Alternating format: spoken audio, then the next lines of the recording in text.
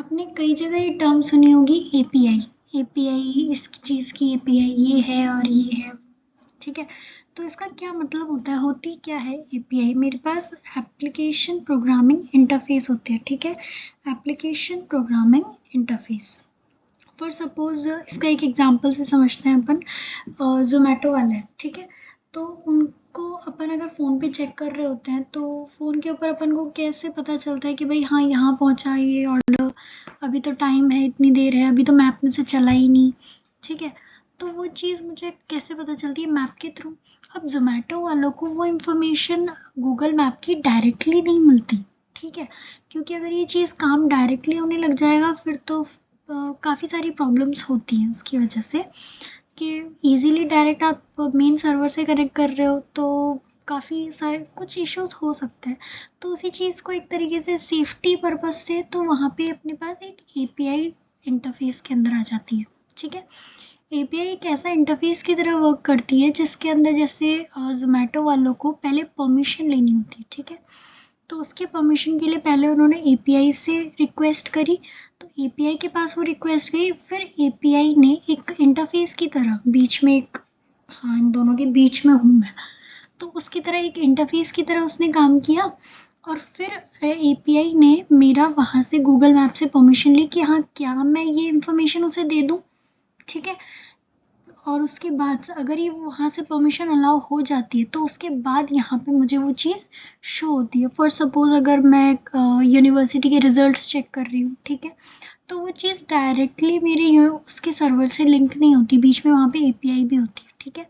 For example यहाँ से कई बार अपन ने देखा होगा एरर शो हो जाती है या फिर विंडो चल नहीं रही होती है, एक बार में काफ़ी सारे रिजल्ट्स रोप निकालते हैं, तो उससे सर्वर के ऊपर थोड़ा इशू हो जाता है। तो हालांकि वो चीज़ आगे जाके सॉर्ट आउट हो जाती है, बट वहाँ पे क्या, वहाँ पर भी हर जगह एपीआई यूज़ में आती है, ठीक है।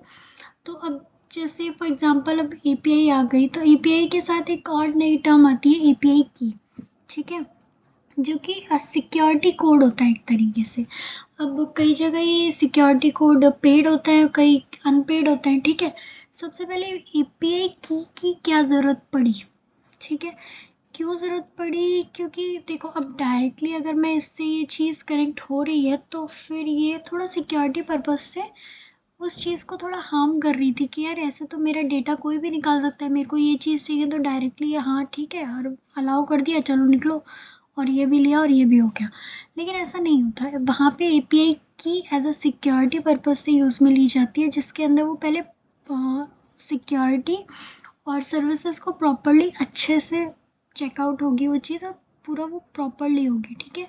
और नेक्स्ट सिक्योरिटी पर्पस के लिए जब इशू आया, क्योंकि हैकर्स अगर होंगे तो फिर डायरेक्टली एपीआई की को ही अगर उन्होंने एक्सेस कर लिया और हर चीज़ अलाउ हो रही है विदाउट परमिशन, तो उस चीज़ को सॉर्ट आउट करने के लिए एपीआई की आई थी, ठीक है।